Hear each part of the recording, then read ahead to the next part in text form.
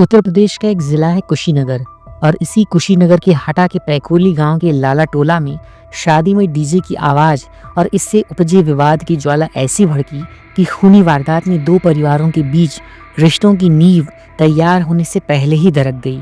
जिस मंडप से मंगल ध्वनि और मंत्रोच्चार के बीच घर की बेटी की डोली उठनी थी, वहां से दुल्हन के बड़े भाई की अर्थी उठी और इस अर्थी ने गांव के माहौल को गमगीन कर दिया। मंगल गीत के बीच अचानक मची हुई इस चीख पुकार सुनकर सभी गांव वाले वहां पर पहुंचे तो जो सीन दिखा वो हृदय को झकझोर गया।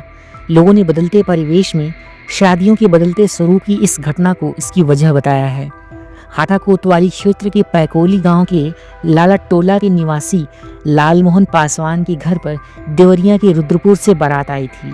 लालमोहन पासवान के दो बेटे और एक बेटी है। दूसरे नंबर की बेटी की शादी पड़ी थी।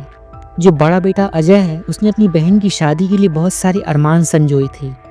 अपनी शादी न करते हुए भी उसने मुंबई में पेंटरी का काम किया और अपनी बहन के लिए एक अच्छे से परिवार में रिश्ता करवाया। एक माह पूर्व मुंबई से लौटे हुए अजय ने अपने छोटे भाई सत्यम के साथ मिलकर बहन की शादी के लिए पाई पाई जोड़कर पैसे इकट्ठा किए और बुधवार को ये मांगलिक बेला सजी हुई थी। लेकिन अजय पूरे अरमान के साथ ही इस धरा से हमेशा के लिए विदा हो गया। दरअसल हुआ यूं कि कुशीनगर जिले की सुकरौली कोतवाली के अंतर्गत पैकोली गांव में गुरुवार की रात में एक शादी समारोह था। इसी शादी समारोह में डीजे पर डांस को लेकर एक विवाद हो गया। डीजे और मंडप ठीक सामने होने के कारण जब मंडप में देर रात 12 बजे के आसपास मुहूर्त के साथ जब शादी का श्री गणेश हुआ तो आचार्य ने मंत्रोच्चार में व्यवधान आने की बात कहते हुए थोड़ी देर के लिए डीजे रोकने का रिक्वेस्ट किया। इस पर लड़की के भाई अजय पासवान ने वर पक्ष के लोगों से आग्रह किया तो वो उग्र हो गए।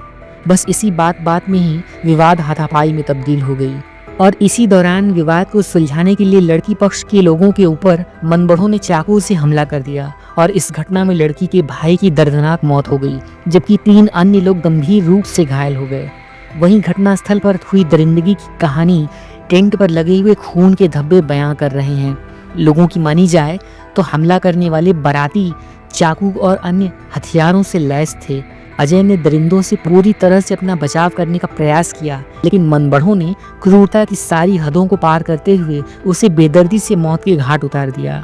पुलिस ने तत्काल कार्यवाही करते हुए सभी लोगों की गिरफ्तारी के आदेश जारी किए और इनकी गिरफ्तारी का प्रयास कर रही है। इसी दौरान गांव के समीप बने हुए बंचरा घाट पर मृतक अजय का दाह संस्कार कर दिया गया। इस दौरान भारी संख्या में लोग मौजूद थे। कुशीनगर में हुई इस शादी की खुशियां मातम में बदल गईं। पैकोली गांव की लालमोहन की बेटी संजना की शादी करीब 4 साल पहले रुद्रपुर के जोगिया गांव में तय हुई थी। तब बातचीत होने के बाद शादी की डेट को लेकर तैयारियां चल रही थीं।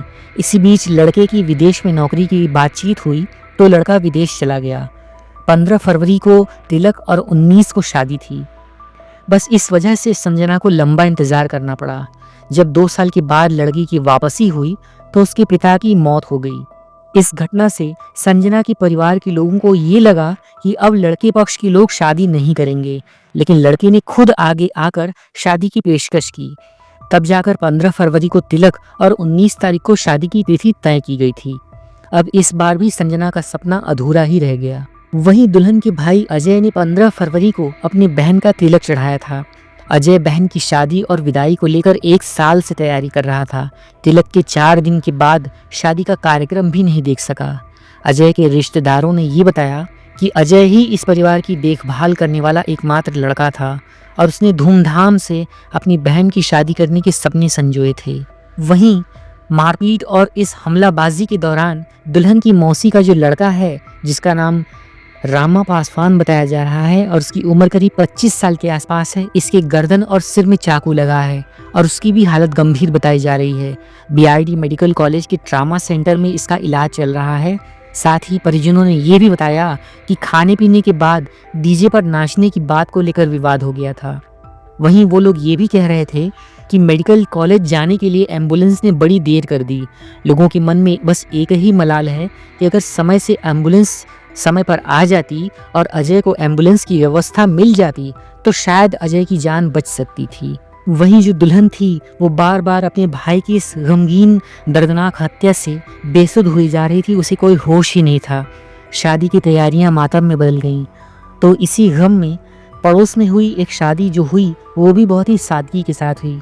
दरअसल हाटा कोतवाली के इसी पैकोली गांव में डीजे पर हुए इस डांस को लेकर विवाद के दौरान जब दुल्हन की भाई की हत्या हो गई और वहां पर मातम पसर गया, तो वहीं मृतक के घर के बगल में एक यादव परिवार में घटना के दूसरे दिन बृहस्पतिवार को बेटी की शादी थी।